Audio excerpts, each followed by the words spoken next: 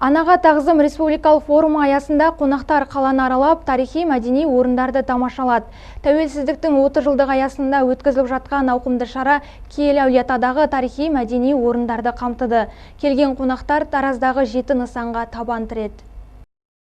Экскурсия аясында қонақтар сәулет өнерінің жауһары Айша Бибі кесенесі мен Бабаджа Хатун кесенесін аялдады. Кесененің тарихымен танысып, ата-баба рухына Құран бағыштады. Кезекті сапар Көне Тараз археологиялық паркінде жалғасты. Онда Достық үйі, бақылау мұнарасы, Момбұлақ аллеясы, менің туған жерім Қазақстан жер шары және ежелгі Тараз мұражайын тамашалады. Қонақтар саяхат барысында Тараз қаласының тарихи мәдени жерлерінің сұлулығына куә болып, ерекше серпін алды. Ананың рөліне ешкімнің рөлі жетпейді. Бірақ сол ата-бабамыздан келе жатқан ата дәстүрін, ата-баба дәстүрін, әдетін, ғұрпын, салтын сақтауға мені осындай конференциялардың мәні маңызы зор.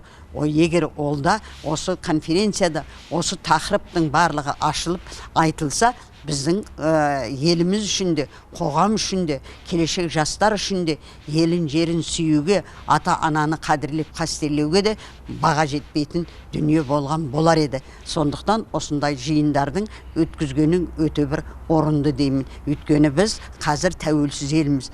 Биылғы жыл қандай ерекше жыл болатын болса, мен үшін бүгінгі күнде сондай ерекше күн болып тұр.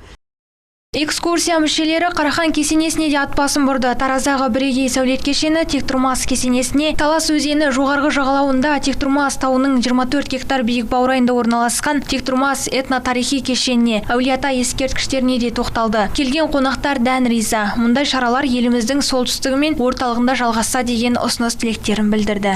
Жамбыл облысының әкімі Бердібек Сапарбаевтың ұйымдастыруымен осындай бір керемет шараға келіп қалдық. Аналарға тағзым деген. Тараз қаласында шынымды айтқанда өзім біраз 29 жыл бұрын болған екенмін.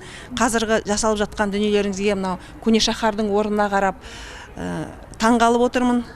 Осындай жақсы міне кешен ұйымдастырған екенсіздер, кешен жасалынған екен. Бұл да бір біздің келер ұрпағымызды, жас ұрпағымыздың тәрбиесіне отаншылдық, отансүйгіштік, елжандылыққа тәрбиелеудегі үлкен жаңағы үлес қосатын дүниенің бірі.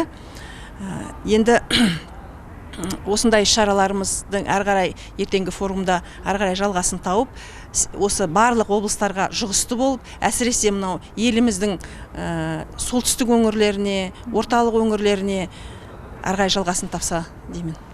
Сапар соңы Қазақ драма театрында түйінделді. Онда қонақтар домалағана спектаклін тамашалап, ерекше әсерге бөленді. Айта кетсек, Анаға тағзым республикалық форумы 2 күнге жалғасады.